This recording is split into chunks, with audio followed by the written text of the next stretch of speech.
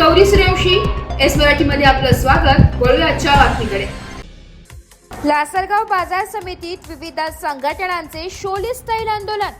केंद्र सरकारने कांद्यावर लागू केलेले 20% निर्यात शुल्क पूर्णपणे रद्द करा व कांद्याला हमीभाव द्या या मुद्द्याच्या अनुषंगाने संतप्त शेतकरी, उत्पादक शेतकरी तसेच विविध संघटनांचे पदाधिकारी यांनी लासलगाव बाजार समितीच्या आवारातील पाण्याच्या उंच टाकीवर चढवून शोले स्टाईल आंदोलन करून सकाळच्या सत्रात चालू असलेले कांदा बाजार लिलाव बंद पाडले.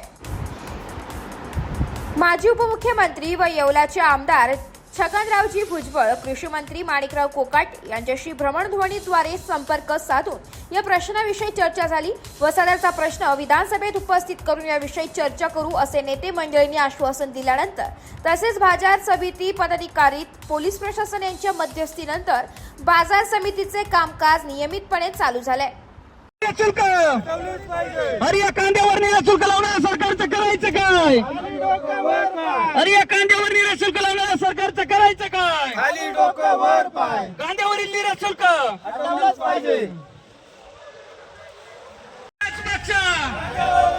कांद्यावर जुलमी निर्यात शुल्क लावणाऱ्या सरकारचं करायचं काय? खाली डोकं वर पाय, अरे या केंद्र सरकारचं करायचं काय? अरे या केंद्र सरकारचं करायचं काय?